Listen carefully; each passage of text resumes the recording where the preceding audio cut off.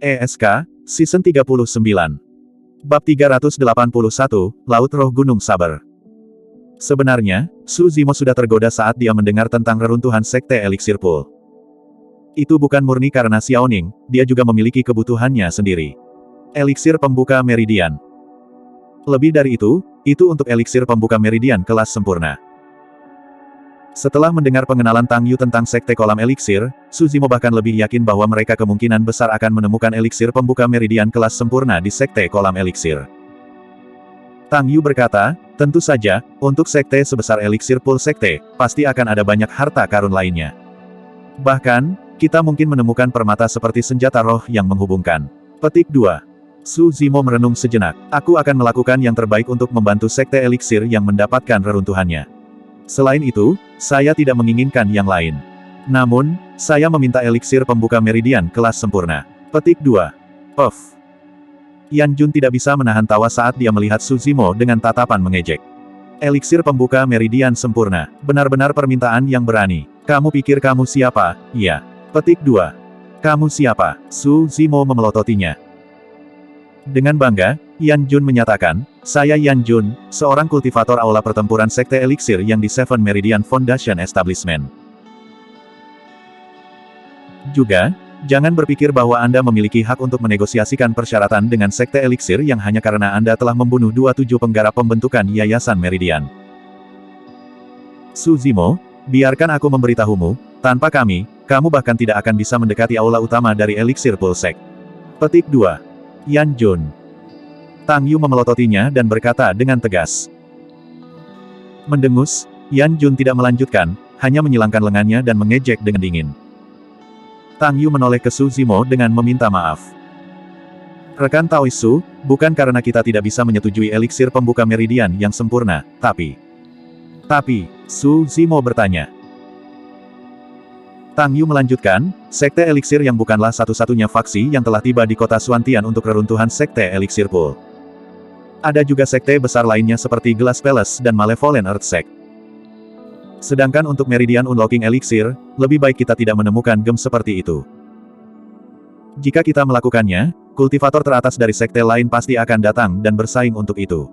Petik 2. Dengan kata lain, Tang Yu bermaksud bahwa mereka harus menghadapi banyak musuh yang sangat kuat jika Su Zimo ingin bersaing untuk mendapatkan eliksir pembuka meridian yang sempurna. Setelah merenung sejenak, Tang Yu menambahkan, saya akan terus terang di sini, saya berbicara tentang orang-orang seperti Pei Chunyu dari Istana Kaca dan Sue yang dari Sekte Bumi Jahat. Bagi orang-orang ini, selain senjata roh yang menghubungkan, harta karun dan keterampilan rahasia lainnya tidak perlu diganggu. Petik 2. Mereka kemungkinan besar di sini juga untuk Meridian Unlocking Elixir yang sempurna. Semakin tinggi tingkat Meridian Unlocking Elixir, semakin besar kemungkinan seseorang membuka Meridian roh mereka. Pei Chunyu dan Sue yang sudah berada di puncak pembentukan Yayasan 7 Meridian. Kesempatan terbaik bagi mereka untuk membuka Meridian roh ke-8 mereka adalah mengonsumsi eliksir pembuka Meridian yang sempurna. Ini adalah kesempatan yang tidak akan mereka lewatkan. Memikirkan Sue Yang dan Pei Chunyu, Su Zimo mengerutkan kening. Dia telah bertukar pukulan dengan Pei Chunyu sebelumnya. Meskipun itu hanya satu pukulan, dia masih bisa merasakan betapa menakutkannya lawannya. Agar adil, jika dia tidak menggunakan telapak tulang darah, ada kemungkinan besar lengannya akan dilumpuhkan oleh Pei Chunyu saat itu. Tang Yu berkata, meskipun kamu membunuh 2 pembudidaya pembentukan Yayasan 7 Meridian, kamu harus memahami bahwa ada perbedaan dalam kekuatan antara pembudidaya pembentukan Yayasan 7 Meridian juga. Ambil saya sebagai contoh, saya juga berada di Seven Meridian Foundation Establishment, tapi saya adalah seorang eliksir refinement master. 5 dari saya tidak akan cocok untuk orang-orang seperti Chai Li dan Hu Meng. Petik 2. Namun, bahkan 17 penggarap pendirian Yayasan Meridian seperti Chai Li dan Hu Meng tidak akan cocok untuk Pei Chunyu atau Sue Yang. Itulah perbedaan yang sedang kita bicarakan. Petik 2. Su Zimo tetap diam. Dia tahu bahwa Tang Yu tidak salah, peluangnya untuk memenangkan mereka berdua tanpa menggunakan bentuk iblisnya tidak besar. Paman Liang juga berkomentar, Sekte Abadi dan Iblis memiliki warisan bertahun-tahun yang tak terhitung jumlahnya dan mereka memiliki terlalu banyak teknik kultivasi dan keterampilan rahasia, yang masing-masing sangat kuat dan dapat menekan segalanya. Petik 2. Kentunganmu adalah dalam pertarungan jarak dekat. Sayangnya, penerus Glass Palace juga ahli dalam pertempuran jarak dekat dan memiliki fisik yang sangat kuat sehingga hanya sedikit penerus sekte lain yang bisa menandinginya. Petik 2. Tang Yu menambahkan, kamu memanfaatkan situasi ini dengan memanfaatkan guntur untuk membunuh Cai Li dan Hu Meng. Ada elemen keberuntungan yang terlibat.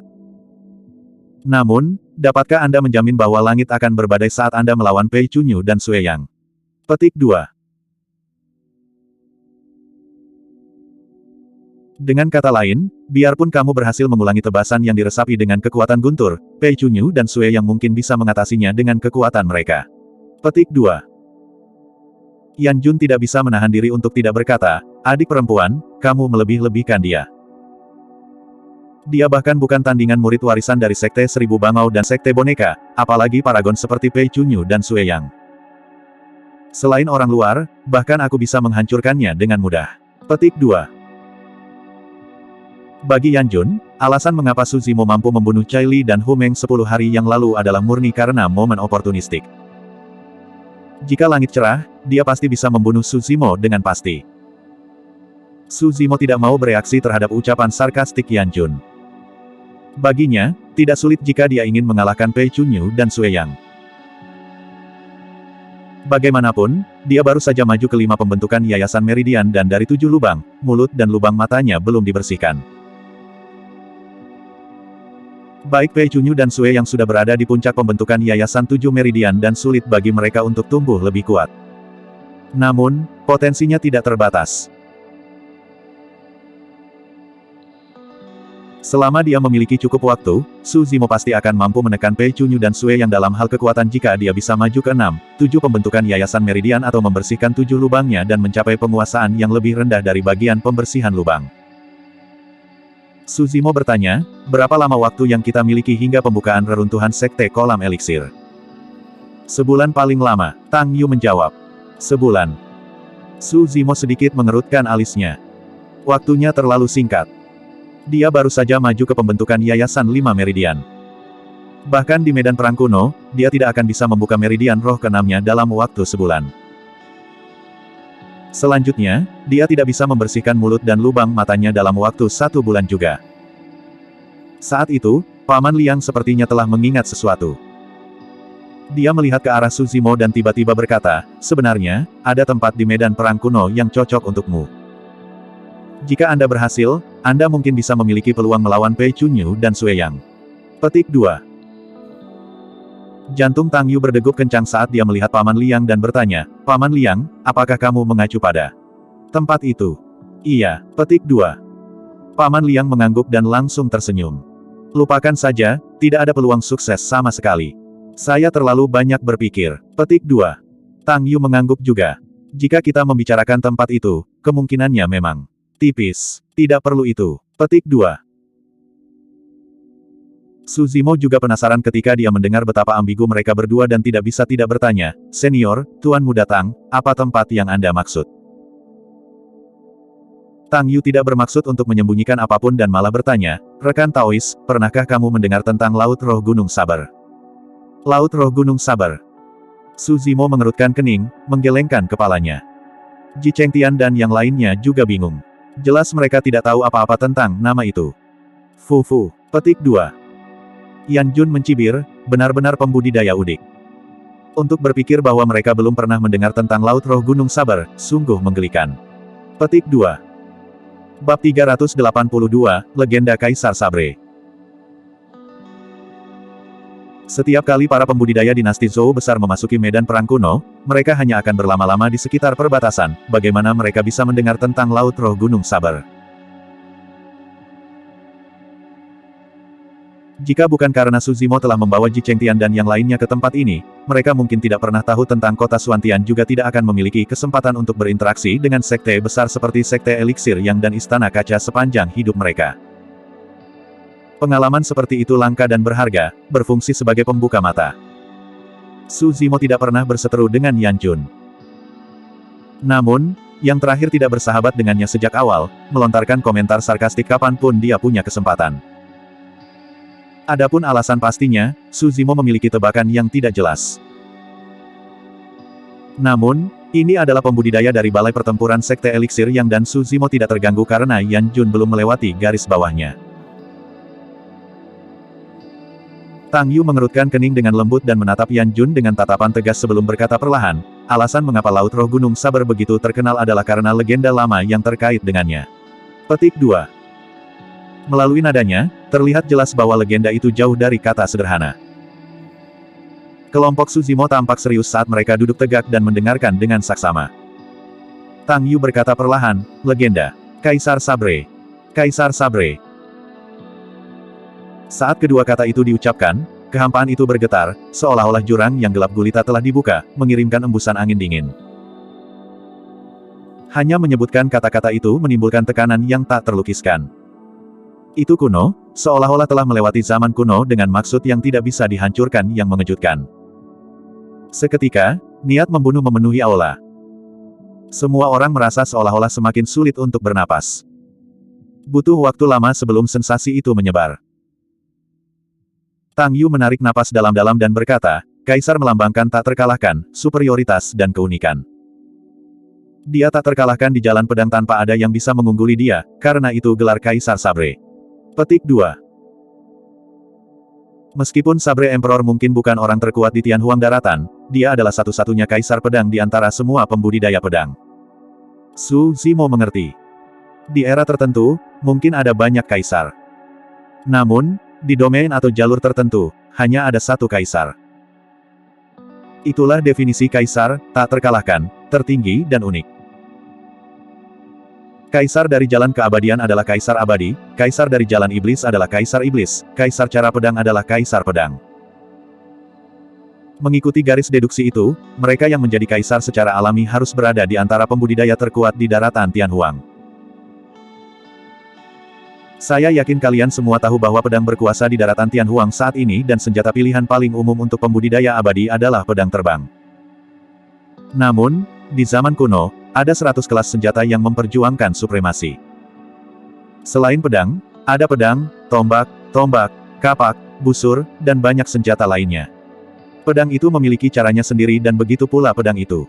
Ada kaisar untuk setiap jenis senjata. Petik 2. Namun, di era kuno, umat manusia diberkati dengan keberuntungan yang luar biasa dan melahirkan paragon yang tak terhitung jumlahnya di Tianhuang Daratan, memunculkan banyak kaisar. Itu adalah era keemasan bagi kami manusia dan kami mengobarkan perang bersejarah melawan ras lain yang dikenal sebagai perang kuno.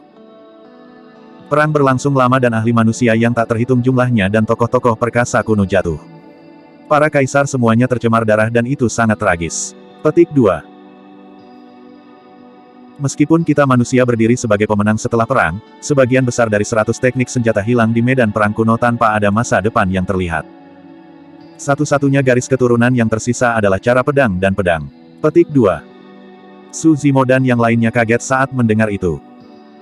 Mereka belum pernah mendengar dongeng dan legenda kuno ini. Saat ini, mereka sangat tertarik. Meskipun itu hanya beberapa deskripsi singkat, semua orang hampir bisa membayangkan era yang luar biasa itu di depan mata mereka. Faktanya, Su Zimo memiliki keinginan untuk melawan arus waktu dan mengikuti jejak para pendahulunya untuk menyaksikan sejarah yang mulia itu.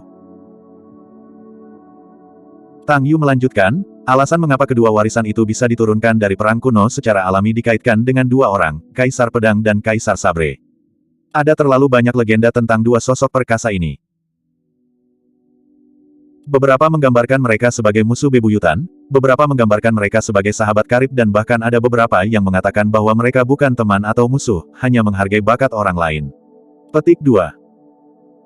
Tidak peduli apa, hasil akhirnya adalah Kaisar Sabre pergi jauh dan meninggalkan Tianhuang Daratan. Setelah itu, tidak ada kaisar untuk semua senjata lainnya dan hanya cara pedang yang berkuasa, yang mengarah ke keadaan dunia kultivasi saat ini. Petik 2.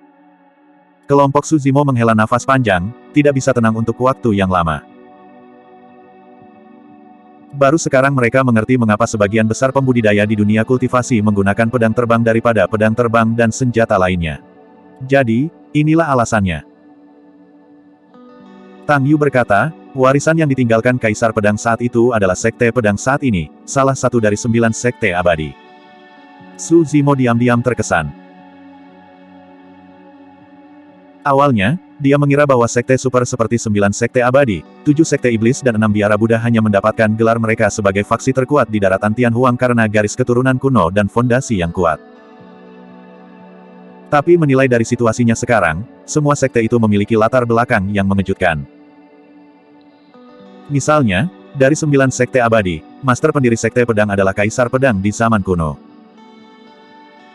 Faktanya, dia adalah seseorang yang mempengaruhi masa depan dunia sedemikian rupa sehingga cara pedang adalah yang tertinggi di dunia kultivasi saat ini.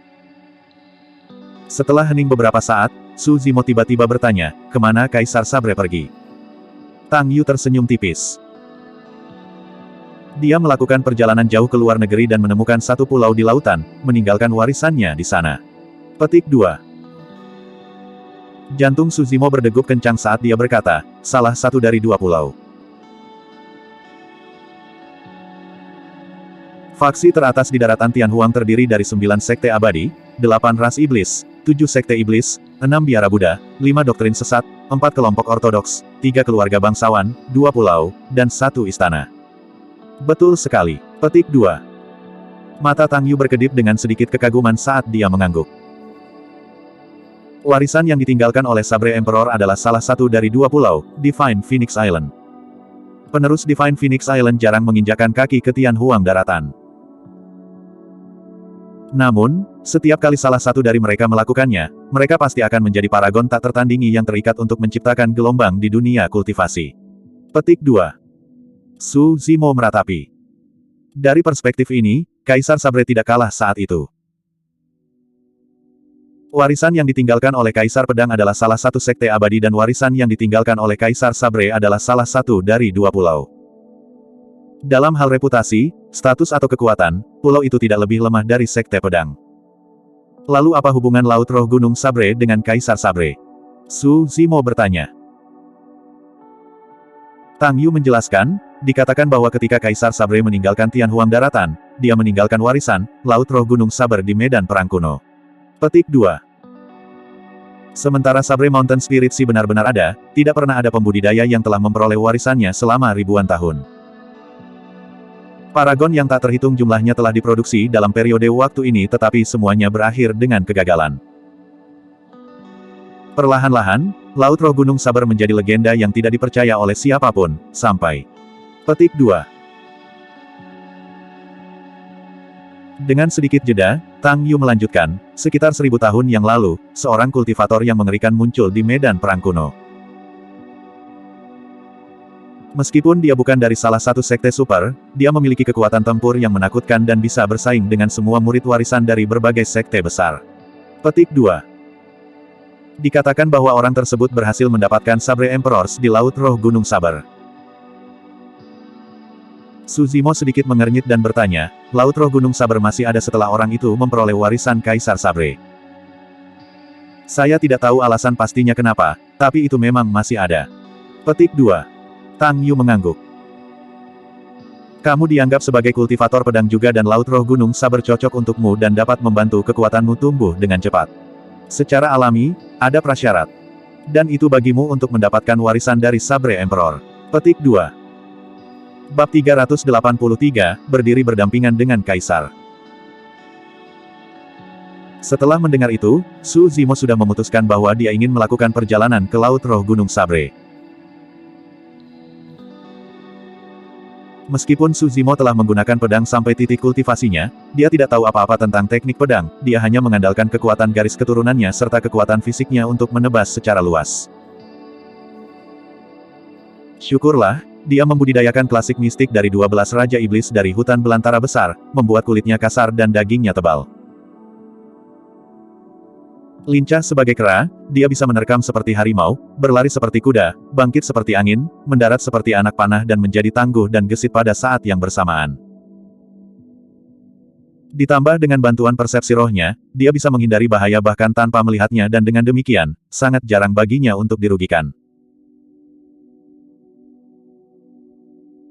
Namun, Su Zimo tahu betul bahwa jika dia bertemu dengan seorang ahli terkemuka, lawannya akan dapat dengan mudah menemukan celah dari teknik pedangnya dan menjatuhkannya, bahkan jika kekuatan yang terakhir tidak bisa menyamainya. Oleh karena itu, bahkan jika hanya ada satu dari sejuta peluang, Su Zimo ingin pergi dan mencobanya. Ketika dia melihat bahwa Su Zimo tergerak, Yan Jun mencibir di samping, ada banyak pembudidaya yang pernah ke Laut Roh Gunung Saber sebelumnya. Banyak dari mereka adalah paragon yang jauh melampaui orang-orang sezaman mereka. Namun, hanya ada satu orang yang berhasil sukses selama ribuan tahun. Apakah orang desa seperti Anda yang belum pernah mendengar tentang Sabre Mountain Spirit Sea berpikir bahwa Anda pantas menerima warisan Sabre Emperor? Petik 2. Tang Yu sudah tidak senang melihat bagaimana Yan Jun menargetkan Su Zimo berulang kali.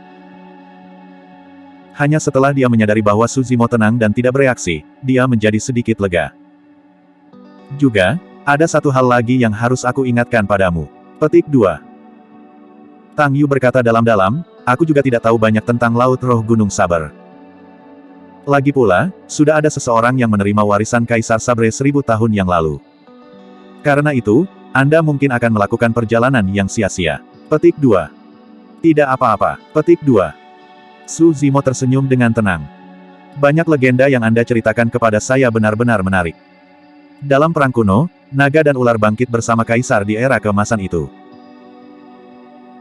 Satu-satunya penyesalan yang saya miliki adalah bahwa saya tidak dilahirkan saat itu untuk berdiri bahu-membahu dengan para kaisar itu, meninggalkan nama saya dalam sejarah.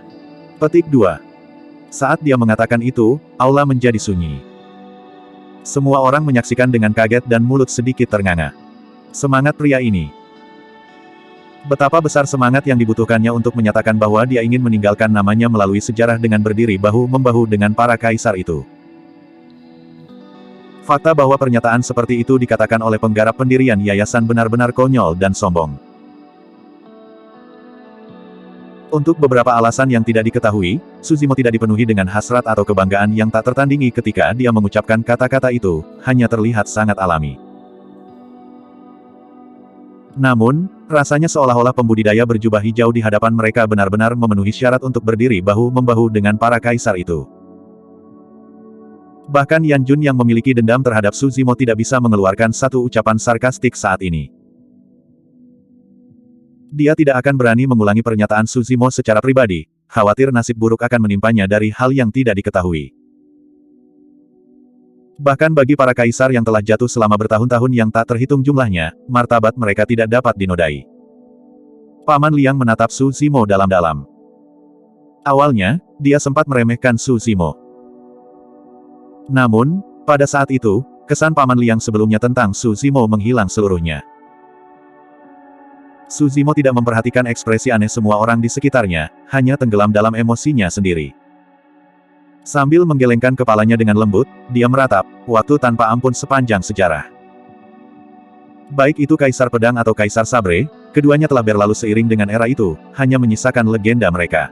Petik 2. Karena tidak ada lagi kesempatan untuk menyaksikan keagungan Kaisar Sabre, aku mungkin juga pergi ke Laut Roh Gunung Saber.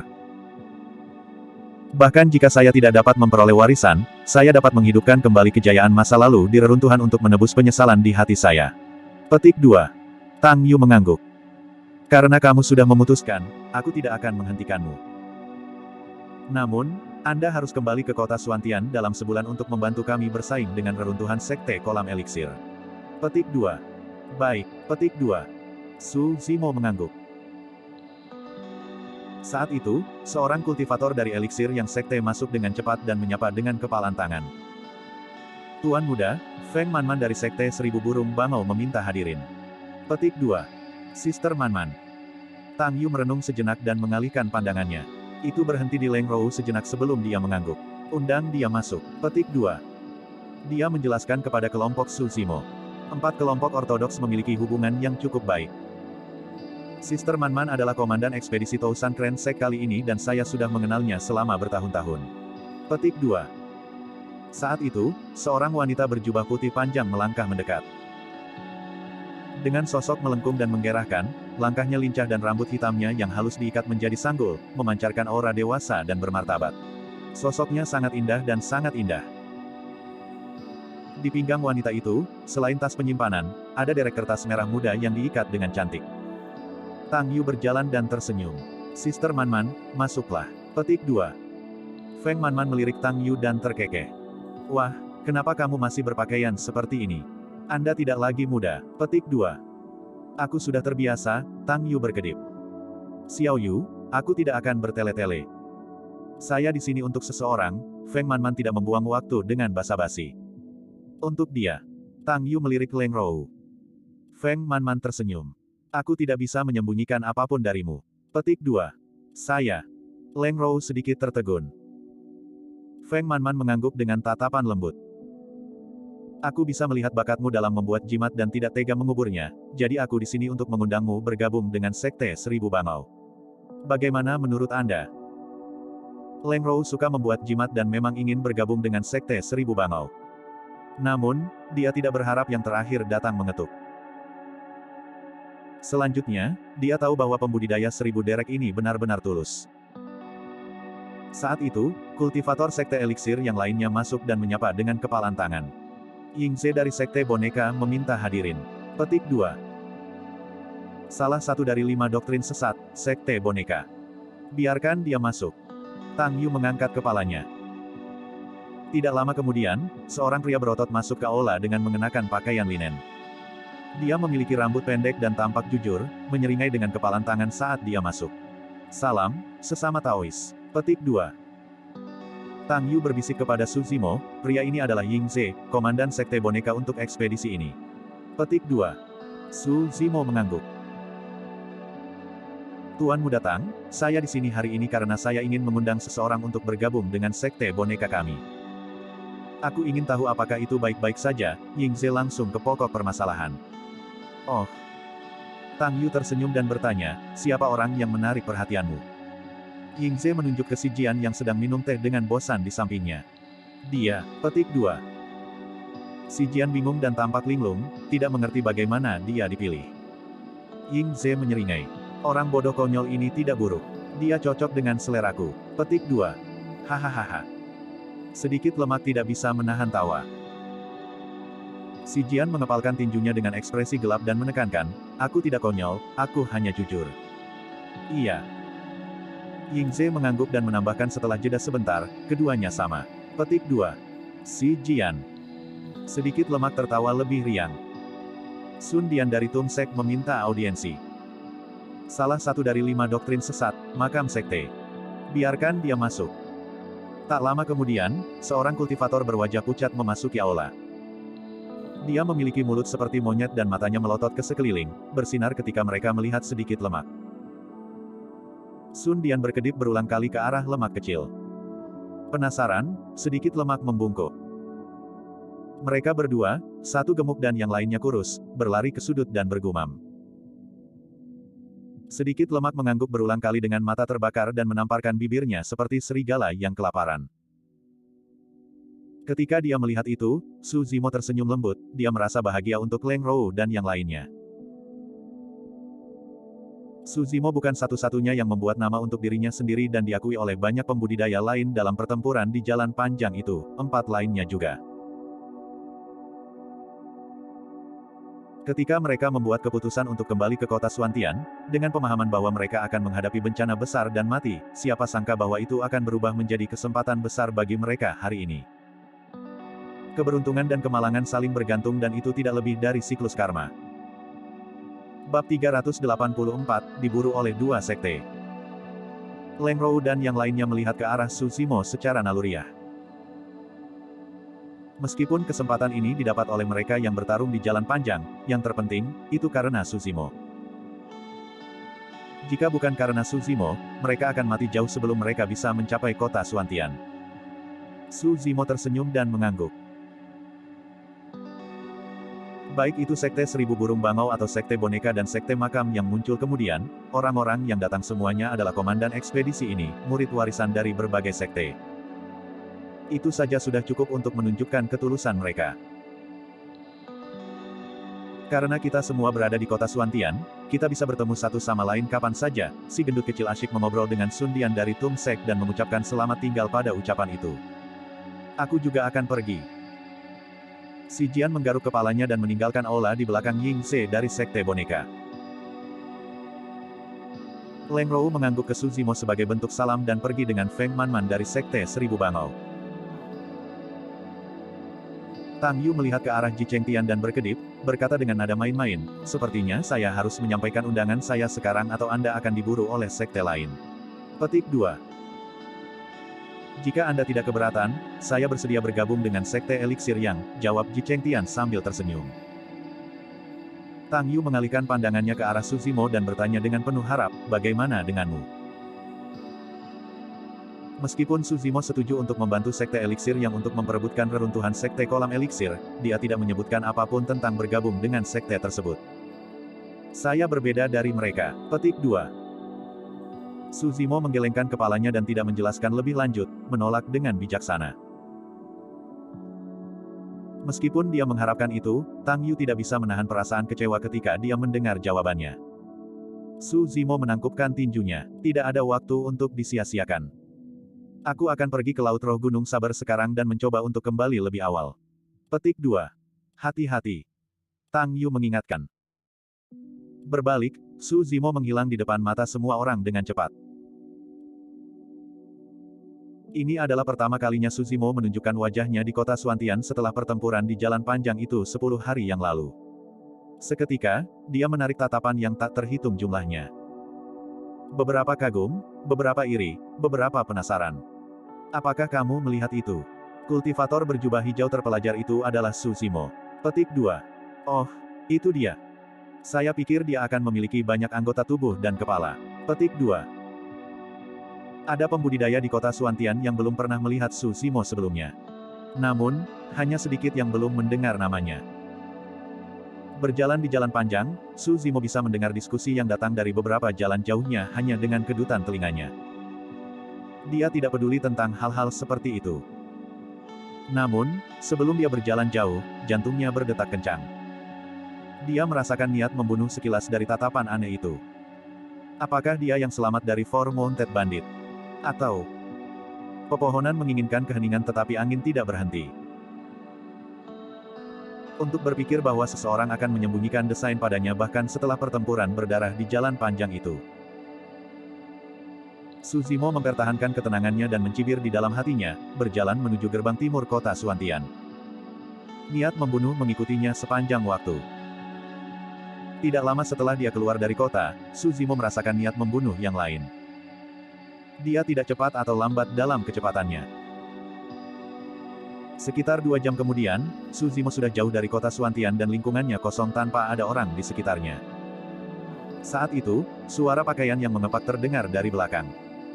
Su Zimo berhenti di jalurnya dan berbalik. Di cakrawala yang jauh, 2 sosok terbang di udara dengan kecepatan yang sangat cepat dengan aura pembunuh. Mempersempit pandangannya, dia fokus pada lencana sekte di sekitar pinggang mereka dan mengejek dengan dingin sambil bergumam pelan, memang mereka. Dalam pertempuran berdarah di jalan panjang, Su Zimo membunuh 2 pembudidaya Yayasan 7 Meridian. Meskipun itu karena dia memanfaatkan keadaan, pembudidaya biasa tidak akan berani memprovokasi dia juga. Selanjutnya, dia mendapat dukungan dari Eliksir Yang Sek. Namun, ada 2 sekte di kota Suantian yang memiliki kekuatan dan alasan yang cukup untuk menimbulkan masalah baginya. Istana Kaca dari Sekte Abadi dan Sekte Bumi Jahat dari Sekte Iblis. Dia telah menolak Pei Chunyu dan Sue Yang dan mempermalukan mereka di depan semua orang tempo hari. Mengingat status mereka, tidak mungkin mereka akan melepaskannya. Secara alami, Istana Kaca dan Sekte Bumi Jahat tidak dapat menyerang ketika Su Zimo berada di Sekte Eliksir Yang. Namun, pembudidaya dari 2 sekte mengejarnya saat dia keluar kota. Glass Palace dan Malevolent Earth Sect masing-masing hanya mengirim 1 orang. Ini adalah bukti nyata betapa kuatnya keduanya. Kenyataannya, jika Tang Yu ada di sini, dia pasti bisa mengenali mereka berdua. Kultivator dari Glass Palace adalah Liu Yun dan yang dari Malevolent Earth Sect adalah Di Xing. Di 7 pembentukan Yayasan Meridian, keduanya adalah tangan kanan Pei Chunyu dan Sue Yang dan memiliki kekuatan yang menakutkan. Dalam sekejap mata, Liu Yun dan Di Xing sudah tiba di depannya. Mereka berdiri di udara dengan pedang terbang mereka, menatap Su Zimo dari kiri dan kanan. Fufu. Petik 2. Liu Yun tertawa kecil dengan tatapan mengejek. Su Zimo, kenapa kamu tidak lari? Apakah kamu siap untuk menyerah karena kamu tahu tidak mungkin kamu bisa lari? Tatapan Dixing sedingin es. Su Zimo tersenyum. Jika dia mengaktifkan garis keturunannya dan mengerahkan Divine Steed Flating dengan kecepatan penuh, keduanya tidak akan bisa mengejarnya. Keduanya turun perlahan dari udara, menjaga jarak tetap dan berhati-hati satu sama lain. Liu Yun adalah orang pertama yang berbicara sambil menunjuk ke Su Zimo dan berkata kepada Dixing, sesama Taois, terus terang saja. Saat pria ini meninggal, kami akan membagi harta karun di tas penyimpanannya secara merata. Petik 2. Tidak masalah, Dixing mengangguk. Memutar matanya, Liu Yun melanjutkan, aku ingin pedang merah darah panjang miliknya. Jika itu masalahnya, aku akan mengambil busur putih bulan raksasa, jawab Dixing. Keduanya mengacu pada senjata roh sempurna, Blood Quencher, dan senjata roh semu, Moon Concealment Bolt. Tak satu pun dari mereka menganggap serius Su Zimo dan sudah mendiskusikan bagaimana mereka harus membagi barang-barangnya. Mata Su Zimo berkedip dengan ejekan saat dia menggelengkan kepalanya sedikit. Dewa dan iblis berbeda. Sejak zaman kuno, tugas dari makhluk abadi selalu untuk memusnahkan iblis dan membunuh iblis. Tapi sekarang, apa perbedaan pembudidaya sekte abadi sebelum dia dengan orang-orang dari sekte iblis? Apa yang sedang kalian lakukan? Su Zimo bertanya dengan acuh tak acuh. Oh, aku hampir melupakanmu. Kakak senior Pei punya pesan untukmu. Petik 2. Berbalik, Liu Yun mengeluarkan senyum menyeramkan dan berkata perlahan, siapapun yang ingin kubunuh pasti akan mati. Tatapan Dixing dingin saat dia berkata dengan jahat, memberi Anda kesempatan untuk menjadi penjaga senior Brother Sue adalah suatu kehormatan bagi Anda. Karena Anda tidak menginginkannya, bersiaplah untuk mati. Petik 2. Fufu. Petik 2. Su Zimo tertawa dan bertanya, mengapa Pei Chunyu dan Sue yang tidak datang sendiri jika mereka menginginkan hidupku? Tidak perlu menggunakan palu godam hanya untuk memecahkan kacang. Ekspresi Dixing dipenuhi dengan penghinaan. Liu Yun mencibir, mengapa kakak senior Pei harus berurusan dengan orang seperti Anda secara pribadi? Hahaha. Su Zimo tertawa ke langit. Tawanya memekakan telinga, mengguncang kehampaan seperti lonceng besar. Liu Yun dan Dixing merasakan sedikit rasa sakit di telinga mereka. Tiba-tiba, Su Zimo berhenti tertawa. Matanya cerah dan dipenuhi dengan niat membunuh saat dia berteriak, orang-orang seperti kalian berdua benar-benar berpikir bahwa kamu dapat memiliki hidupku. Su Zimo, kamu terlalu sombong. Kamu pikir kamu cocok untuk menantangku hanya karena kamu telah membunuh orang seperti Hu Meng dan Chai Li. Petik 2. Sebagai murid Glass Palace, Liu Yun tidak takut saat dia menarik napas dalam-dalam dan menyalurkan energi roh. Seketika, 7 meridian roh bersinar di bawah jubahnya dan bergemuruh dengan aura yang kuat. Tidak perlu mengatakan apa-apa lagi. Mati. Su Zimo melangkah maju dan mengeluarkan Blood Quencher dengan tangan belakang. Berkas darah meluas dan menyelimuti Liu Yun dan Dixing. Bab 385, merepotkan. Suara mendesing. Su Zimo menyalurkan garis keturunannya dan tulang serta tendonnya bersuara bersama, bergemuruh dengan suara tsunami di samping guntur yang pecah. 5 lampu roh bersinar di Blood Quencher dan meledak menjadi pancaran yang menyilaukan, mirip dengan matahari berwarna darah yang menyala-nyala. Ini menembak melalui kekosongan dengan ujung yang tajam. Kekuatan tebasan itu sangat kuat dan cepat. Kultivator biasa lainnya, bahkan jika mereka berada di 7 pembentukan Yayasan Meridian, akan terkejut. Namun, Liu Yun dan Dixing tidak terkesan dan mereka bahkan memiliki ekspresi mengejek. Biarkan tubuh menjadi seperti kaca, transparan dari dalam keluar dan dibersihkan dari kotoran, menjadi tidak bisa dihancurkan. Liu Yun berdiri di tempat dan mengucapkan mantra. Setiap kali dia mengucapkan satu kata, aura tubuhnya akan sedikit berubah. Sampai akhirnya, otot Liu Yun tampak seperti terselubung dengan kilau misterius, seterang kaca dan tanpa cacat dan kotoran. Pada saat yang sama, lengan Liu Yun bersinar dengan 4 lampu roh. Itu adalah sepasang kawat gigi, senjata roh kelas tertinggi. Glass Palace berspesialisasi dalam penempaan tubuh dan jika seseorang mengolah manual rahasia sekte tersebut, sutra hati kaca secara maksimal, tubuh, mata dan hati mereka akan seperti kaca. Mereka tidak bisa dihancurkan, tanpa celah, abadi, sangat kuat dan bisa bertarung melawan binatang buas dengan tangan kosong. Oleh karena itu, pembudidaya Glass Palace sebagian besar menggunakan senjata seperti sarung tangan atau bracer. Meskipun bracer jarang terlihat saat ini, mereka adalah salah satu dari 100 kelas senjata di zaman kuno dan tidak boleh diremehkan. Bracer sangat fleksibel dan jika dipasang di lengan seseorang, dapat digunakan baik untuk pertahanan maupun menyerang, memungkinkan seseorang menggunakan lengannya seperti jari.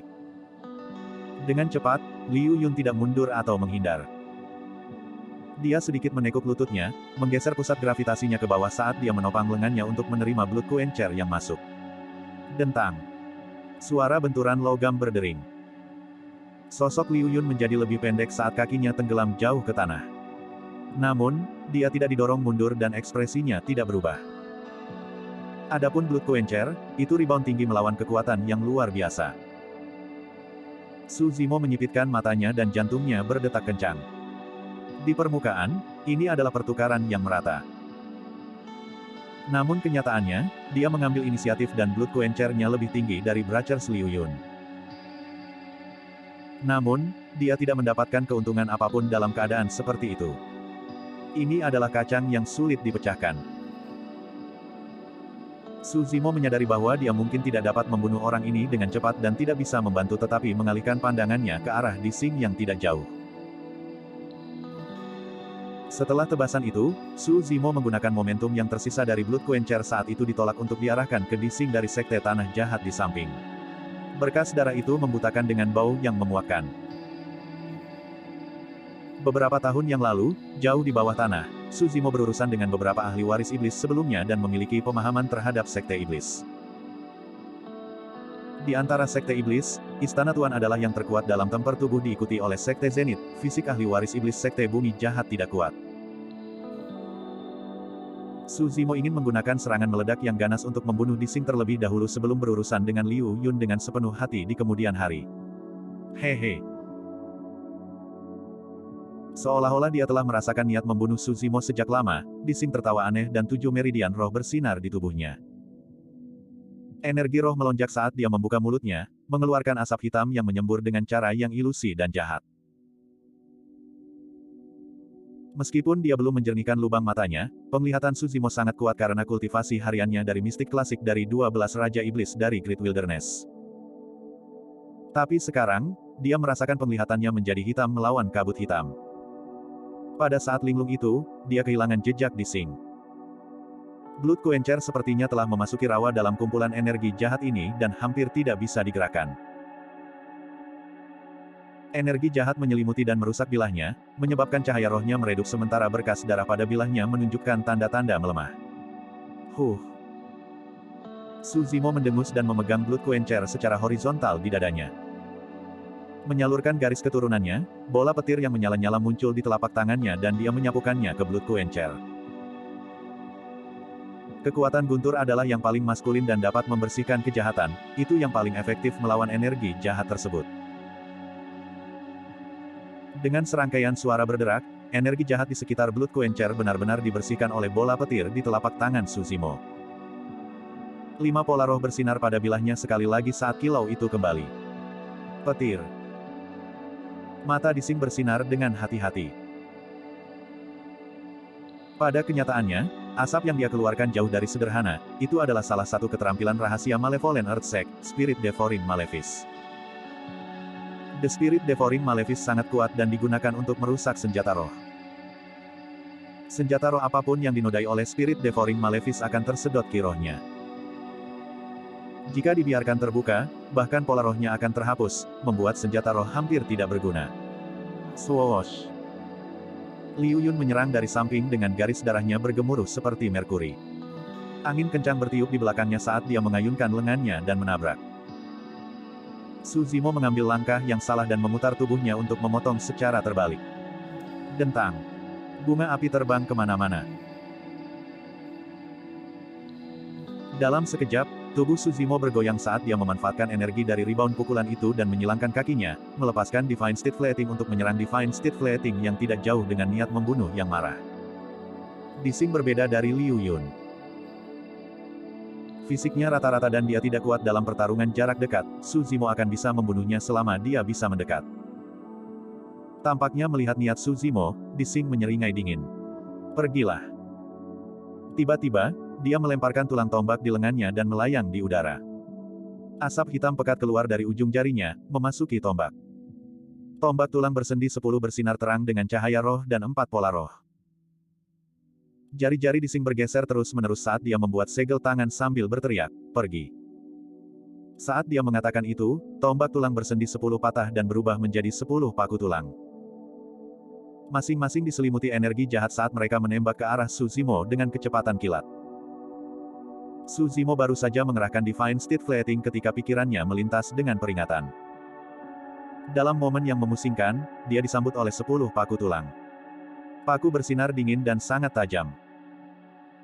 Ini tidak lebih lemah dari senjata tajam normal dan lubang pasti akan muncul di tubuh seseorang jika mereka menemukan tandanya. Hal yang paling menakutkan adalah 10 paku tulang itu sangat tepat dan menutup semua rute pelarian Suzimo. 8 paku tulang menempati 8 arah berbeda. 2 paku tulang yang tersisa menyegel arah atas dan bawah. 10 arah seluruhnya disegel. Saat itu, akan sulit bagi Suzimo untuk menghindari lonjakan tulang bahkan jika dia menggunakan Anaconda Sword. Teknik yang brilian. Suzimo diam-diam kaget. Pedang Ethereal, salah satu dari 3 skill rahasia Ethereal Peak, adalah teknik senjata juga dan terdiri dari 3 level. Namun, dibandingkan dengan teknik senjata dari Malevolent Earthsect, Ethereal Sword jelas lebih lemah. Sejak dia mulai berkultivasi, Suzimo telah bertarung dalam pertempuran yang tak terhitung jumlahnya. Namun, ini adalah pertama kalinya seorang kultivator dapat menutup gerakannya hanya dengan teknik senjata. Sekarang dia memikirkannya, itu benar-benar terlalu beruntung bahwa dia bisa membunuh pewaris iblis Sekte Bumi Jahat saat itu. Kehadiran formasi kunci roh kuno menonaktifkan setidaknya setengah dari kekuatan pewaris iblis Sekte Bumi Jahat. Selain itu, jika ahli waris iblis bisa menggunakan teknik senjata ini saat itu, dia tidak akan terkalahkan. Dalam sekejap itu, Suzimo tidak punya waktu untuk berpikir saat dia mengayunkan Blood Quencher sambil menyalurkan garis keturunannya. Dia meraung keras, menebas lonjakan tulang yang masuk dengan memanfaatkan kekuatan ledakannya yang sangat besar. Dentang. Paku tulang dikirim terbang dan celah muncul.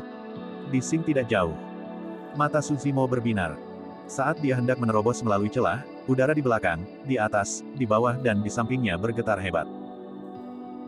9 paku tulang lainnya turun, membuat Suzimo tidak punya kesempatan sama sekali. Meskipun Dixing tidak jauh, Suzimo tidak punya pilihan selain berurusan dengan 9 paku tulang. Tidak peduli seberapa cepat dia tidak bisa menandingi kecepatan paku tulang. Bab 386, mengontrak tendon dan tulang. Dentang, dentang, dentang. Suzimo mengayunkan Blood Quencher dan memukul mundur 3 paku tulang secara berurutan. Tepat setelah itu, dia memanfaatkan persepsi rohnya dan melewati celah 2 paku tulang dengan sangat dekat. Dengan swoosh, sepasang sayap roh muncul di belakang punggungnya dan tiba-tiba, Suzimo melayang ke udara dan menghindari 4 paku tulang yang tersisa. Seluruh proses narasi tampak sangat lambat, tetapi kenyataannya, itu terjadi dalam sekejap. Sedikit penundaan akan membuat tubuh Suzimo berlubang. Suzimo secara internal terkejut dengan bagaimana dia harus melepaskan beberapa kartu truf hanya untuk menghindari gelombang serangan dari tombak tulang Dixing.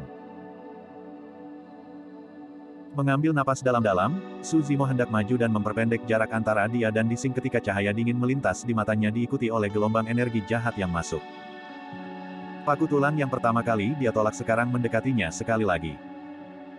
Urutannya sempurna dan Suzimo sama sekali tidak memiliki ruang bernapas. Dengan menggunakan sayap rohnya, Suzimo melayang di udara dan mengangkat kepalanya, tubuhnya hampir sejajar dengan tanah. Swoosh, swoosh, swoosh.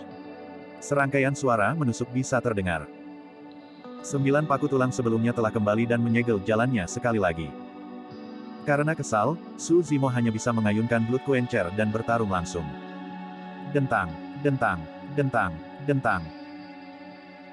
Dia baru saja melayang ke langit tetapi terpaksa turun ke tanah setelah serangan dahsyat berturut-turut dari paku tulang.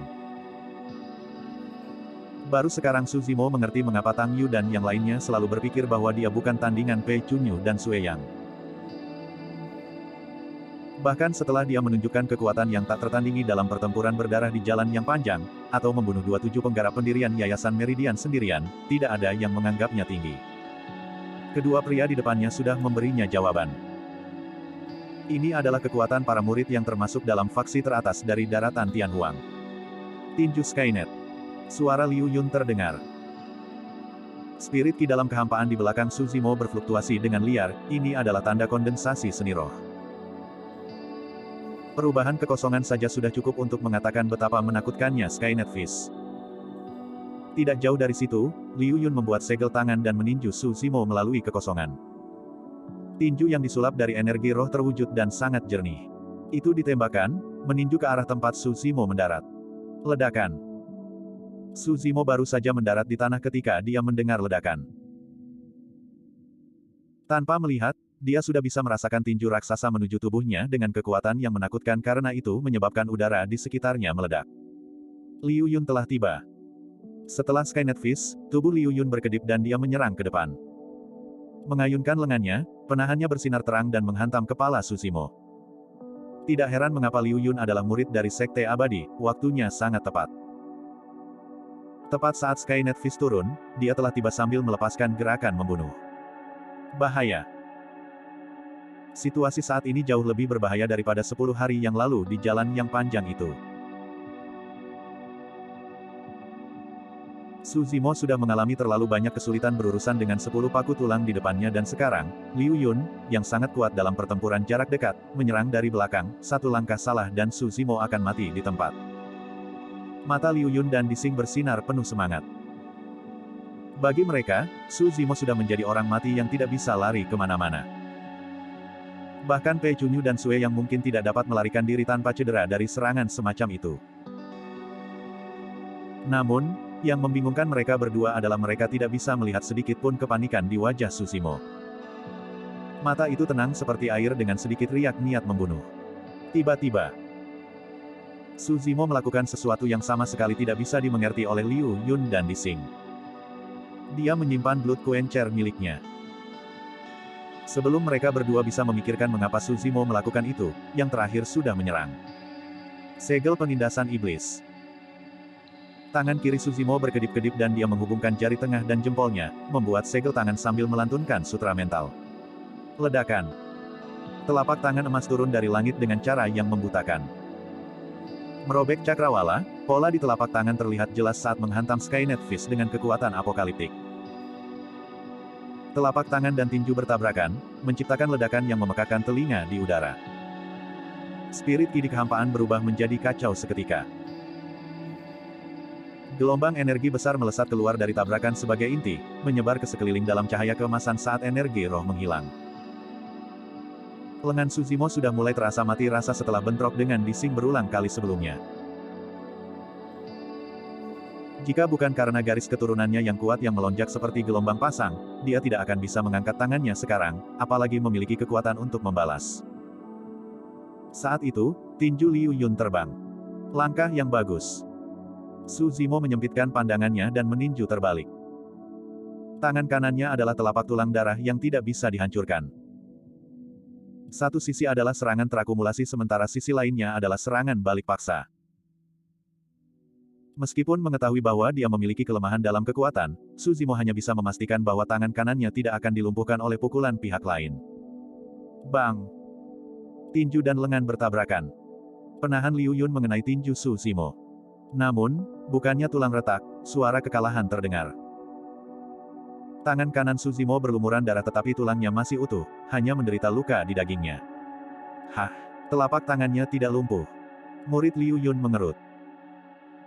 Pihak lain hanya menderita luka pada daging setelah mengambil senjata roh kelas tertinggi secara langsung dengan tubuhnya. Faktanya, tulangnya bahkan tidak retak. Petik 1. Seperti yang diharapkan, kekuatan Su Zimo tidak cukup untuk bentrokan itu dan tubuhnya tersandung ke belakang menuju 10 paku tulang yang masuk. Fufu, Dia masih akan mati di tanganku. Dixing mencibir. Namun, dia berhenti sebelum dia bisa menyelesaikannya. Di bawah tatapan waspada mereka, Su Zimo akan ditusuk oleh 10 paku tulang saat tulang dan tendonnya berbunyi pada saat yang bersamaan.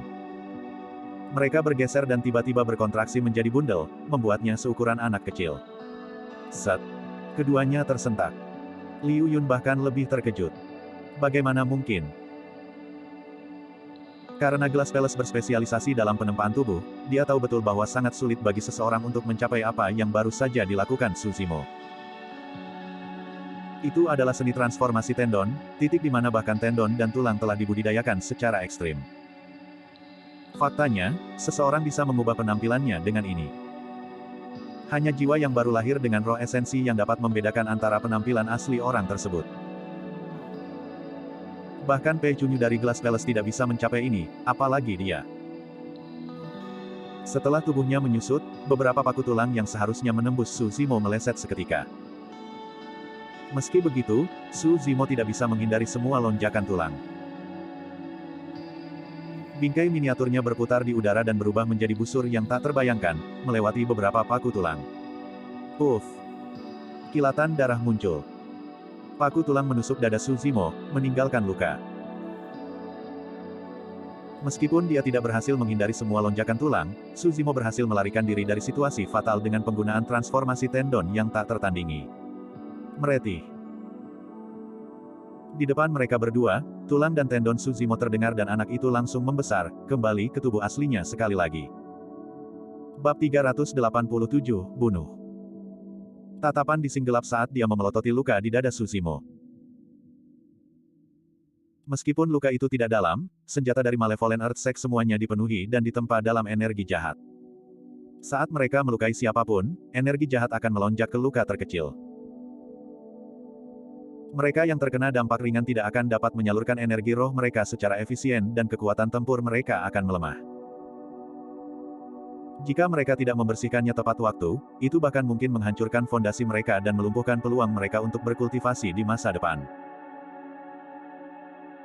Mereka yang terkena dampak parah akan memiliki hati mereka yang diselimuti oleh energi jahat, memutuskan meridian mereka dan membunuh mereka di tempat. Tepat di depan Dixing, luka di dada Su Zimo berkobar dengan sambaran petir, membersihkan energi jahat sepenuhnya. Su Zimo berdiri di tempatnya dan menatap Liu Yun dan Dixing dengan dingin. Niat membunuh di matanya semakin intensif dan auranya juga berubah. Hehe, petik 2. Dixing tertawa mengancam. Su Zimo, menyerah. Transformasi tendon Anda hanya akan berhasil pertama kali. Lain kali, aku akan siap dan kamu akan hancur berkeping-keping bahkan jika kamu berubah menjadi bayi. Petik 2. Su Zimo, aku akan memberimu kesempatan. Tiba-tiba, mata Liu Yun bersinar dan dia berkata, selama kamu bersedia menyerahkan teknik penempaan tubuhmu, aku akan melepaskanmu. Selanjutnya, aku akan berada di pihakmu dan membunuh Dixing. Bagaimana kedengarannya? Petik 2. Fufu. Su Zimo tertawa terbahak-bahak saat dia memutar lehernya sementara matanya bersinar dengan kilatan iblis. Kalian benar-benar mengira kamu menang. Saat dia mengatakan itu, angin kencang bertiup tanpa peringatan. Melihat Su Zimo dengan ekspresi menyeramkan tidak jauh dari sana, Liu Yun dan Dixing merasakan ketakutan yang belum pernah terjadi sebelumnya. Mengapa saya merasa seperti ini? Keduanya bertukar pandangan dengan ekspresi muram. Kamu ingin teknik tempering tubuhku? Su Zimo menjilat bibirnya dengan kilatan ganas di matanya. Sambil menyeringai, dia berteriak, itu tergantung apakah kamu bisa tetap hidup untuk mempelajarinya. Ledakan. Suara teredam terdengar dari dalam tubuh Su Zimo, seolah-olah segel telah dilepaskan dan iblis kuno telah dipanggil, itu menakutkan. Meskipun mereka telah bertarung untuk waktu yang singkat, Su Zimo sudah menyadari bahwa dia tidak akan bisa mengalahkan mereka berdua jika dia terus bertarung dengan kekuatannya saat ini. Karena tidak ada orang lain di tempat ini, dia bisa membunuh mereka dalam bentuk iblis tanpa ada yang tahu. Kekuatan ki darah Su Zimo meletus dan tubuhnya mengembang. Ki setan menyelimuti tubuhnya saat pupilnya menjadi hitam pekat, muncul tanpa disadari dalam ki iblis merah. Itu iblis. Liu Yun dan Dixing terkejut. Tidak, bagaimana mungkin? Saat mereka melihat aura iblis yang pekat, mereka berdua mengira bahwa Su Zimo adalah iblis. Namun, mereka bingung pada pemikiran kedua. Tidak mungkin iblis dapat mengambil bentuk manusia sebelum mereka membentuk inti dalam. Bagaimana mungkin? Selanjutnya, Su Zimo dengan jelas telah membuka 8 meridian yang hanya dimiliki manusia, bagaimana dia bisa menjadi iblis. Segala sesuatu sebelum mereka benar-benar tidak bisa dijelaskan. Sebenarnya, bahkan Ancient Souls atau Void Reversions tidak akan bisa menjelaskan ini, apalagi keduanya. Biasanya, manusia dan iblis memiliki jalur yang berbeda. Bahasa mereka berbeda, begitu pula struktur tubuh, teknik dan metode kultivasi mereka. Bahkan harimau dan macan tutul yang paling dekat dengan ras iblis memiliki teknik budidaya yang berbeda, apalagi manusia dan iblis. Teknik kultivasi, garis keturunan, dan yang lainnya berbeda di antara kedua ras. Jika Su Zimo adalah manusia, bagaimana dengan ki iblis yang datang darinya? Kekayaan ki iblis itu tidak lebih lemah dari binatang buas berdarah murni. Pada saat Liu Yun dan Di Xinglinglung, Su Zimo bergeser dan tiba di depan Liu Yun dalam sekejap mata. Serangkaian bayangan muncul di belakang Su Zimo, berlangsung lama. Ah! Ekspresi Liu Yun berubah dan jantungnya hampir meledak. Su Zimo terlalu mengesankan dan menakutkan. Menunduk dengan aura sesak napas itu, dia bahkan lebih buas dari binatang buas zaman kuno dengan ki darahnya yang melonjak dan niat membunuh yang dingin. Liu Yun tidak punya waktu untuk merenungkan dan mengaktifkan garis keturunannya, mengaduk energi roh dengan marah saat Brachers-nya bersinar dengan cahaya roh yang memukau. Aku tidak peduli monster macam apa kamu, mati saja. Liu Yun berteriak dan menyalurkan energinya secara maksimal.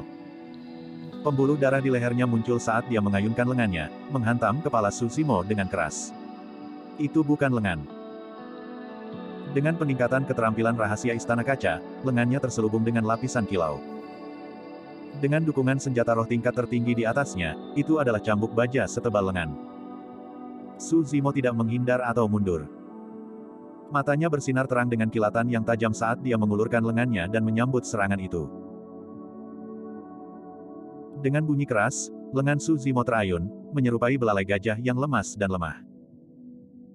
Saat kedua lengan melakukan kontak, lengan Su Zimo melingkar dan gemetar. Kilau misterius di tangan Liu Yun menghilang seketika. Retak, retak, retak. Bahkan dengan pelindung penyangga, lengan Liu Yun berkerut dengan tulang di dalamnya hancur. Semua fragmen tulang menembus dari dagingnya dengan cara yang mengerikan dan berlumuran darah. Ah! Liu Yun menjerit dengan tragis saat wajahnya memudar. Setelah mengambil bentuk iblis, kekuatan Su Zimo tidak hanya meningkat dari semburan ki darahnya, dia bahkan telah melepaskan gerakan membunuh klasik mistik dari 12 Raja Iblis dari hutan belantara besar. Swoosh, swoosh, swoosh. Hembusan angin bertiup di belakang kepala Su Zimo, menghasilkan rasa sakit menyengat yang samar. Dia tidak perlu melihat untuk mengetahui bahwa Di Xing pasti telah menyerang.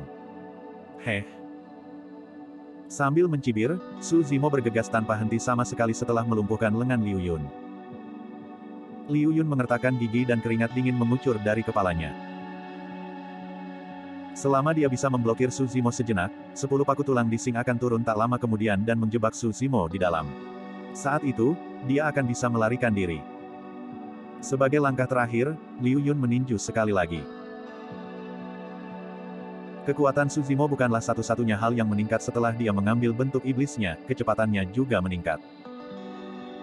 Bukannya melambat, Su Zimo mempercepat dan tubuhnya meringkuk menjadi bola spiral. Lututnya sepertinya berada dalam posisi berlutut dan hampir tidak bisa menghindari pukulan Liu Yun. Seolah-olah dia sedang menopang buah persik abadi dengan tangannya, Su Zimo tiba di depan Liu Yun dan tiba-tiba mendorong kedua telapak tangannya ke atas ke dagu Liu Yun.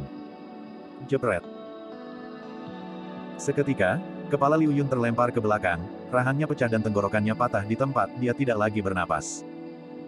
Di Xing tersentak saat melihat itu. Tidak ada yang bisa membayangkan bahwa penggarap pendirian Yayasan 7 Meridian dari Istana Kaca yang dikenal karena fisik mereka yang besar akan mati dalam satu putaran pertempuran jarak dekat. Cahaya dingin menembus udara saat 10 paku tulang dikejar tanpa henti. Awalnya, mereka seharusnya mendarat di punggung Su Zimo. Namun, Tubuh Suzimo jatuh rata ke tanah dan dia merayap ke depan, seperti anaconda di rumput saat dia menyerang ke arah Dixing. Kali ini, dia menghindari 9 paku tulang sepenuhnya. Puff, puff, puff. 9 paku tulang menembus tubuh Liu Yun sebagai gantinya. Paku tulang yang tersisa hendak mengenai kepala Suzimo ketika yang terakhir mengulurkan tangan kanannya dan membiarkannya menembus telapak tangannya. Itu tidak bisa menembus. Paku senjata roh tingkat tertinggi tidak bisa menembus tangan kanan Suzimo. Pada saat Dixing linglung, penglihatannya kabur dan sesosok tubuh tinggi berdiri dari tanah, menghalangi pandangannya. Itu terlalu cepat. Siapapun dalam jarak 10 kaki akan langsung mati. Dixing merasakan hatinya tenggelam. Saat berikutnya, Ki Setan Merah mengerikan bergemuruh dan menelan Dixing di dalamnya. Bab 388, Kehancuran Abadi. Sesaat kemudian, Ki Iblis Merah yang mengerikan menghilang, mengungkapkan 2 sosok. Mata Dixing membelalak ketakutan saat 5 lubang berlumuran darah muncul di atas kepalanya, mengalir dengan darah, dia sudah mati. Dengan mengangkat bahu, tendon dan tulang Suzimo terdengar dan tubuh raksasa itu kembali normal seketika. Setelah berganti menjadi satu set jubah hijau baru, Suzimo mengambil tas penyimpanan di pinggang kedua pria itu. Dia membandingkan mereka sebelum melaju ke depan. Laut Roh Gunung Saber berjarak sekitar 2 hingga 3 hari dari kota Suantian dengan berjalan kaki. Sepanjang jalan, Suzimo memeriksa tas penyimpanan Liu Yu dan Dixing. Awalnya, dia berpikir bahwa akan lebih baik jika dia bisa menemukan teknik senjata sekte bumi jahat yang bisa menggunakan 10 paku tulang itu. Dia bisa mengolahnya dan menggunakannya pada pedang terbangnya. Dengan cara itu, dia tidak hanya bisa menyulap formasi pedang, tapi juga meledak dengan kekuatan membunuh yang luar biasa dengan teknik senjata itu. Yang membuatnya kecewa, dia tidak menemukan sesuatu yang berharga di dalam tas penyimpanan mereka. Namun, Suzimo bisa memahami logika di baliknya. Teknik senjata dari Malevolent Earthsect jelas merupakan skill rahasia, tidak mungkin itu akan dimasukkan ke dalam tas penyimpanan dengan santai. Itu sama untuk 3 keterampilan rahasia Ethereal Peak. Bahkan inti emas tidak diizinkan untuk membawa keterampilan rahasia bersama mereka, apalagi Suzimo dan yang lainnya. Meskipun dia berhasil membunuh murid dari Sekte Super, Sekte Tanah Jahat dan Istana Kaca, dalam pertempuran ini, Suzimo telah merefleksikan diri. Sementara dia telah melalui pertempuran yang tak terhitung jumlahnya sejak dia mulai berkultivasi, dia jarang bertarung dengan murid Sekte Super ini. Satu-satunya saat berada jauh di bawah tanah. 1 lawan 5, Suzimo bahkan berhasil mengalahkan 5 ahli waris iblis Sekte Iblis. Pertarungan itu menciptakan kesan palsu baginya bahwa bahkan Sekte Iblis hanyalah standar itu. Dalam hal ini, tidak ada yang perlu ditakutkan tentang Sekte Abadi dan Biara Buddha. Lebih jauh lagi, dalam beberapa tahun terakhir, Suzimo tidak pernah merasakan kegagalan dalam level yang sama dan bahkan berhasil membunuh lawan di atas levelnya. Dalam pengetahuan pertempurannya, dia merasa bahwa dia dapat menggunakan teknik gerakannya untuk memperpendek jarak antara lawan-lawannya dan membunuh mereka bahkan jika ranah kultivasi mereka lebih tinggi daripada miliknya. Namun, pertempuran ini membangunkan Suzimo dan merendahkannya. Lawan yang benar-benar kuat dapat membatasi gerakan dan tindakannya hanya dengan menggunakan teknik senjata yang brilian. Bahkan, mereka bisa memaksanya tidak punya tempat untuk bersembunyi, apalagi mendekat. 10 paku tulang Dixing cepat, kuat, dan memiliki sudut yang tajam. Serangan mereka mengalir seperti air tanpa jeda di antara mereka. Suzimo hampir tidak bisa menghadapinya, apalagi mendekati untuk membunuh lawan-lawannya. Itulah aspek yang menakutkan dan kuat dari penggarap penyempurnaan Ki. Kebanyakan pembudidaya memang lemah secara fisik dan akan mati jika binatang iblis mendekatinya, itu adalah fakta. Namun, para pembudidaya dapat menggunakan berbagai seni roh dan senjata untuk membatasi pergerakan binatang iblis. Pembudidaya temper tubuh dan pembudidaya penyempurnaan Ki memiliki kelebihan dan kekurangan mereka sendiri. Yang lebih kuat dari keduanya akan bergantung pada pihak mana yang memiliki keunggulan lebih kuat. Ambil contoh pertempuran sebelumnya, Suzimo tidak bisa menghadapi serangan 10 paku tulang hanya dengan mengaktifkan garis keturunannya. Namun, setelah dia mengambil bentuk iblis dan meledak dengan ki darahnya, kekuatan dan kecepatannya dinaikkan satu tingkat, memperbesar keuntungannya sebagai kultivator yang temperamental dan memungkinkan dia untuk mendekat dan membunuh lawannya. Di Xing dan Liu Yu sudah cukup untuk menimbulkan masalah bagi Su Zimo. Jika dia berurusan dengan Pei Chunyu dan Sue Yang, segalanya akan menjadi lebih sulit. Selain itu, Istana Kaca dan Sekte Tanah Jahat hanyalah bagian dari Sekte Abadi dan Iblis.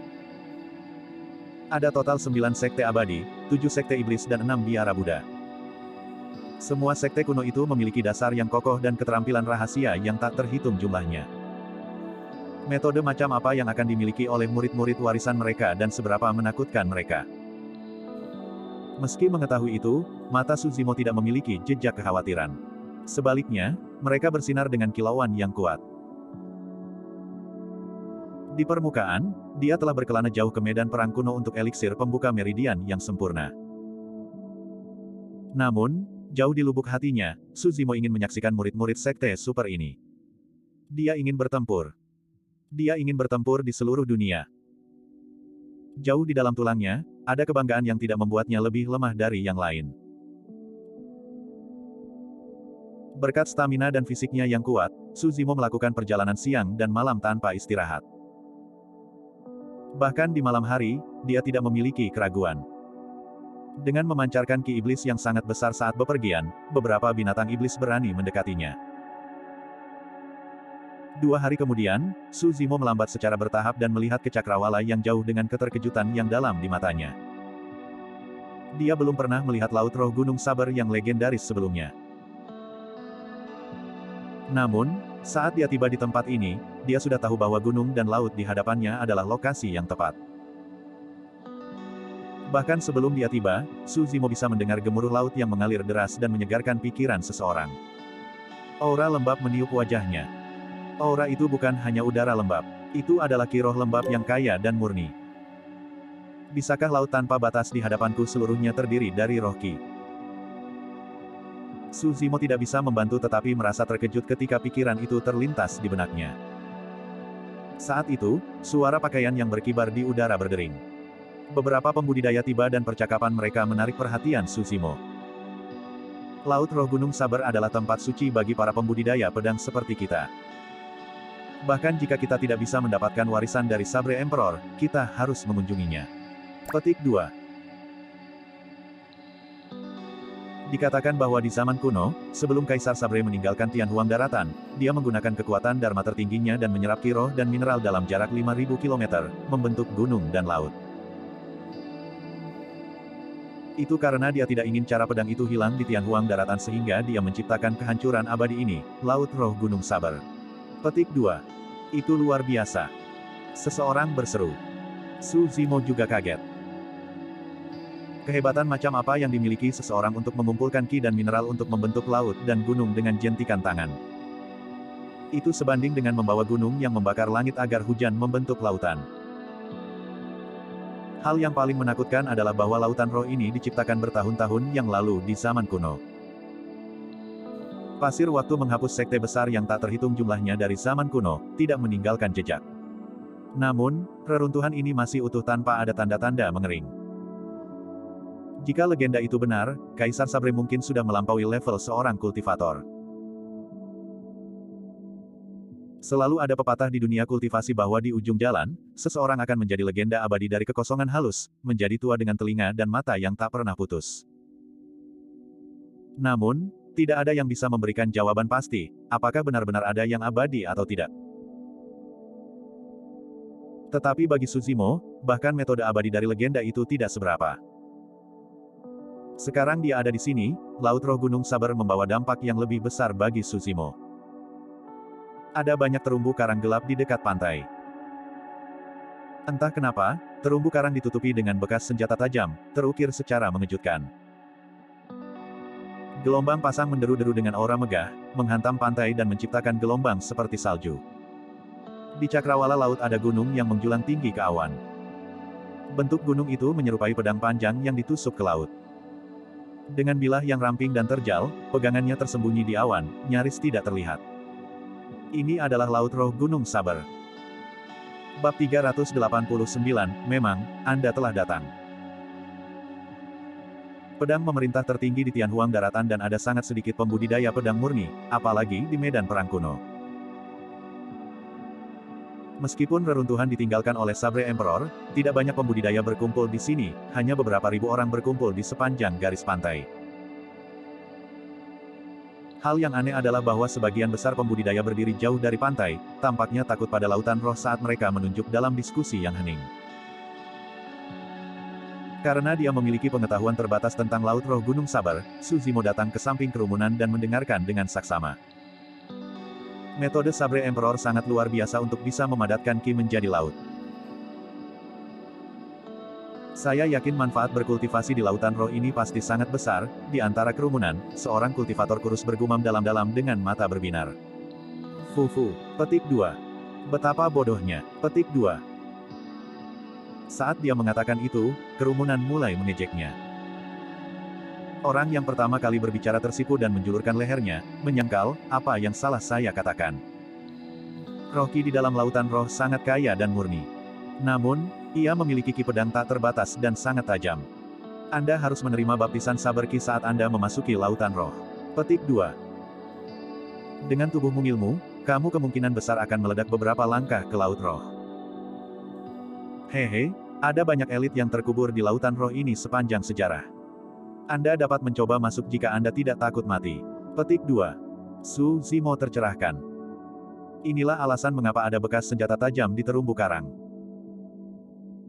Itu karena lautan roh berisi Qi pedang yang tak ada habisnya dan para kultivator dengan fisik yang lemah tidak bisa menanganinya sama sekali.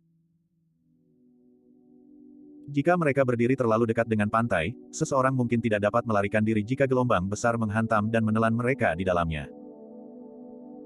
Seorang kultivator berkata dengan suara yang dalam, ini adalah ujian yang ditinggalkan oleh Sabre Emperor. Seseorang harus menyeberangi lautan roh dan mendaki gunung pedang jika mereka ingin mendapatkan warisannya. Petik 2. Su Zimo melihat ke kejauhan, gunung pedang berdiri tegak di ujung lautan roh, benar-benar jauh dan tidak terjangkau. Itu mudah. Kultivator kurus itu menunjuk ke gunung pedang dan menyatakan dengan bangga, kita bisa menaiki pedang terbang kita. Meskipun gunung pedang itu jauh, tidak mungkin kita tidak bisa mencapainya sebelum malam tiba. Petik 2. Hahaha. Penonton tertawa sekali lagi. Seseorang menggelengkan kepalanya. Jika tes yang ditinggalkan oleh Sabre Emperor begitu sederhana, tidak akan hanya ada satu orang pun yang menerima warisannya dari zaman kuno sampai sekarang, kan? Sebelum dia selesai, seorang kultivator datang dari jauh, terlihat bersemangat. Memanggil pedang roh dari tas penyimpanannya, orang itu melompat ke atasnya dan menyalurkan energi roh sebelum berteriak pelan, pergi. Su. Dia berubah menjadi seberkas cahaya dan melintasi lautan roh, terbang menuju gunung pedang. Sebagian besar pembudidaya di kerumunan memiliki ekspresi mengejek dan menyeringai dingin, seolah menunggu untuk melihat lelucon. Su Zimo tahu bahwa segala sesuatunya mungkin tidak sesederhana itu. Sebelum dia bisa menyelesaikan pikirannya, orang itu membeku di udara di atas lautan roh dan berhenti sejenak sebelum jatuh. Tidak peduli bagaimana orang itu berjuang untuk menyalurkan energi roh di udara, itu sia-sia. Dia ditelan oleh gelombang bahkan sebelum dia jatuh ke laut roh. Ah! Dia mengapung di lautan roh dan menjerit sesekali sebelum menghilang setelah beberapa saat. Permukaan air berlumuran darah yang secara bertahap tersapu oleh gelombang yang bergelombang. Kultivator kurus yang pertama kali menyatakan bahwa dia ingin menaiki pedang terbang yang melintasi lautan roh menjadi pucat saat keringat mengalir dari dahinya saat dia bernapas dengan tergesa-gesa. Su Zimo diam-diam terkejut juga. Laut roh benar-benar keluar untuk membunuh. Itu menjelaskan mengapa tidak ada yang mencoba menyeberangi lautan roh meskipun ribuan penggarap berdiri di sini. Seorang kultivator di samping menjelaskan, dilarang terbang di langit di atas laut roh. Bahkan jika Anda berhasil memasukinya, Anda tetap akan jatuh ke dalam air. Kamu hanya mencari masalah untuk mencoba membuat trik di hadapan seorang kaisar, ejek orang lain. Kultivator kurus itu menenangkan diri dan bertanya lagi setelah beberapa saat, kalau begitu, hanya murid sekte super temperamen tubuh seperti Istana Kaca dan Istana Tuan yang dapat melintasi lautan roh. Tidak peduli Anda berasal dari sekte mana. Kultivator lain menjelaskan, hanya kultivator pedang yang memenuhi syarat untuk menyeberangi lautan roh. Kultivator lainnya akan dicincang sampai mati oleh pedang Qi jika mereka mencoba untuk menyeberanginya dengan paksa.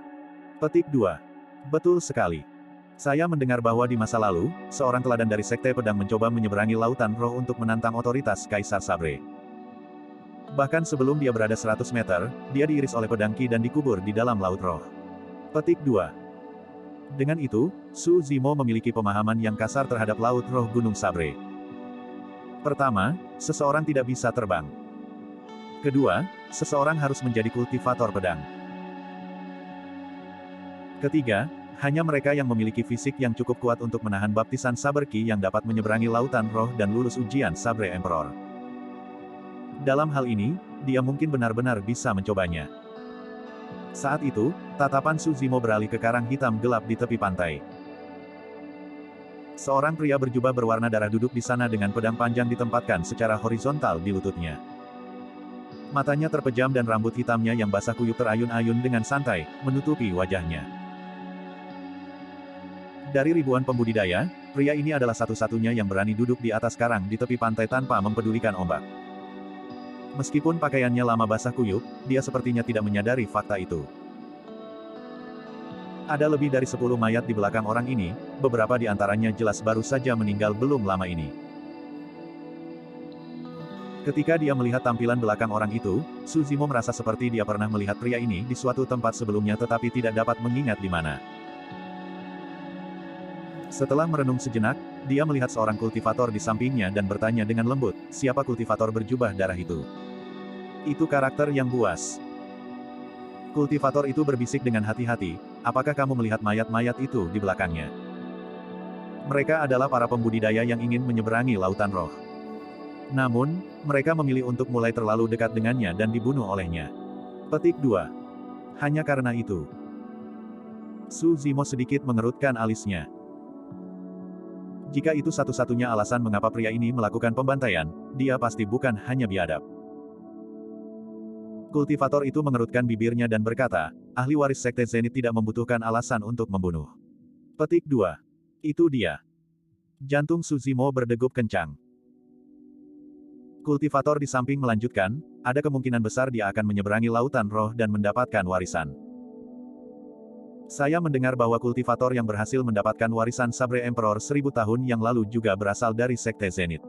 Petik 2. Tiba-tiba, kultivator berjubah darah yang duduk di terumbu dengan mata tertutup berdiri dan berbalik perlahan, melihat ke arah Su Zimo.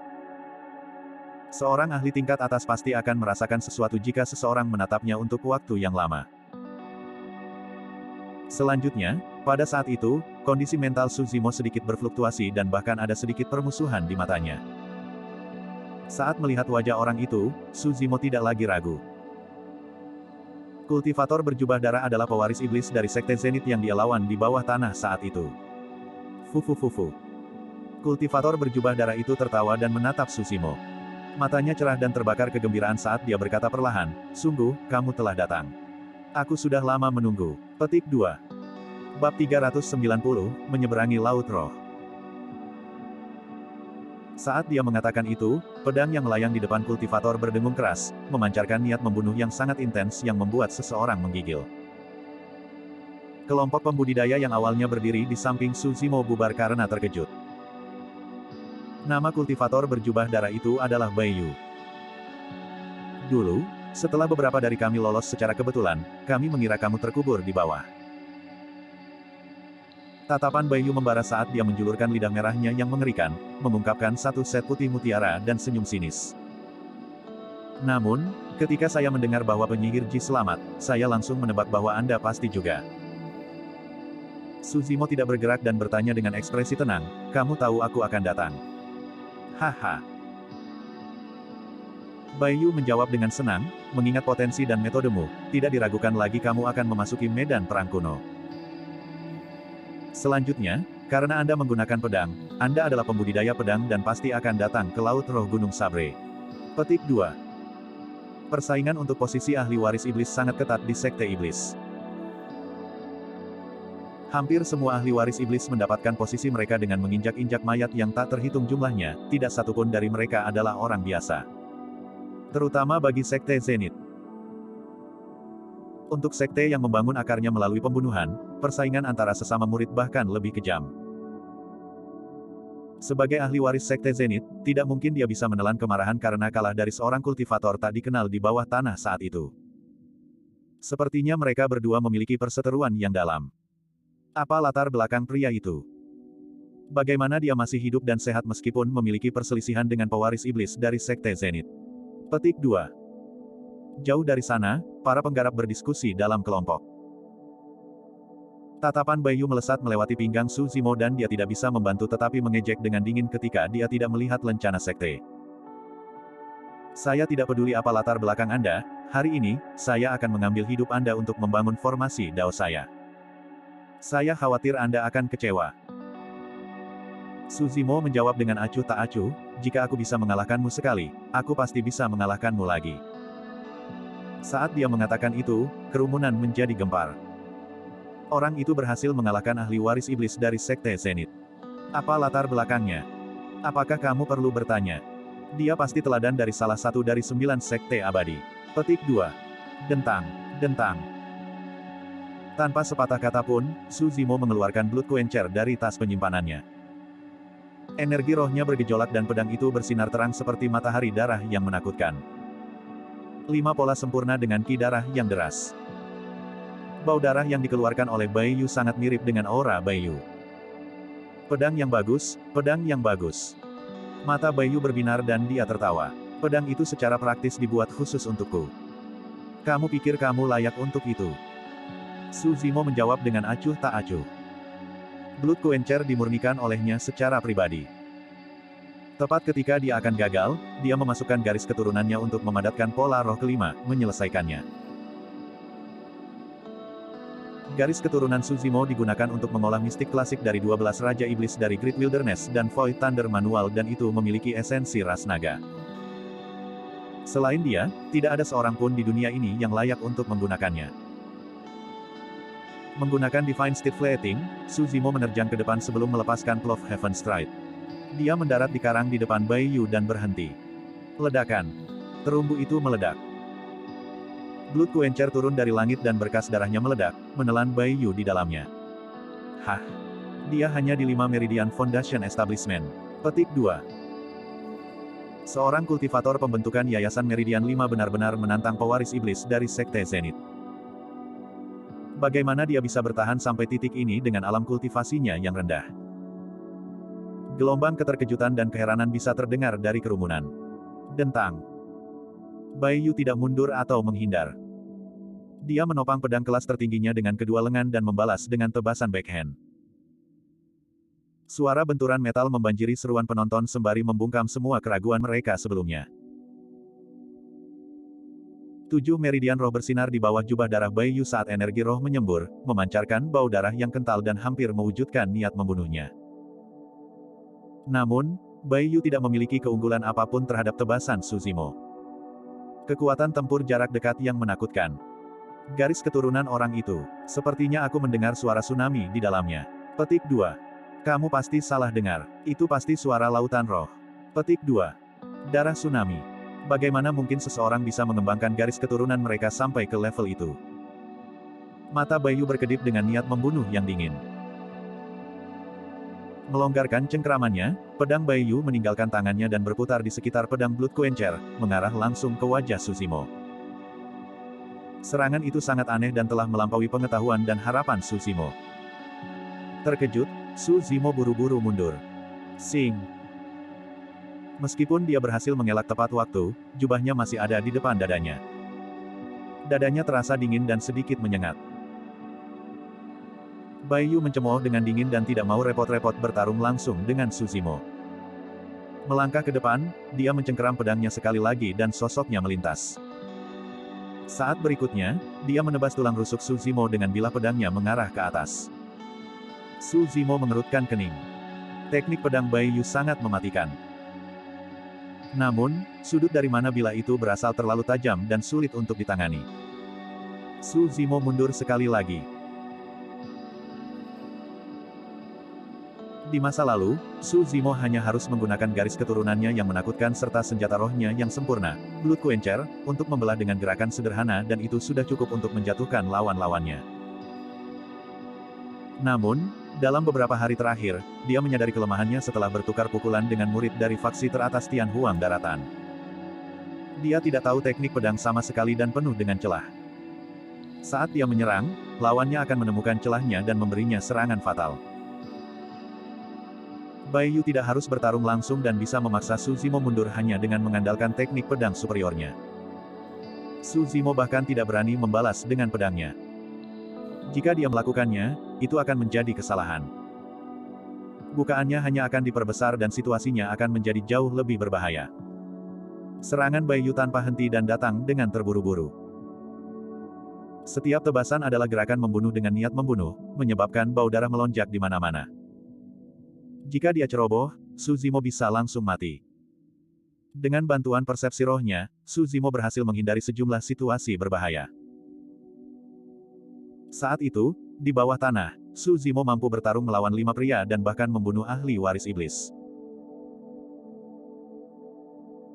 Tapi sekarang, tanpa formasi kunci roh kuno, pewaris iblis dari Sekte Zenith bisa bertarung dengan kekuatan maksimumnya dan menekan Su Zimo sepenuhnya dengan bantuan teknik pedang yang tepat dan menyeramkan.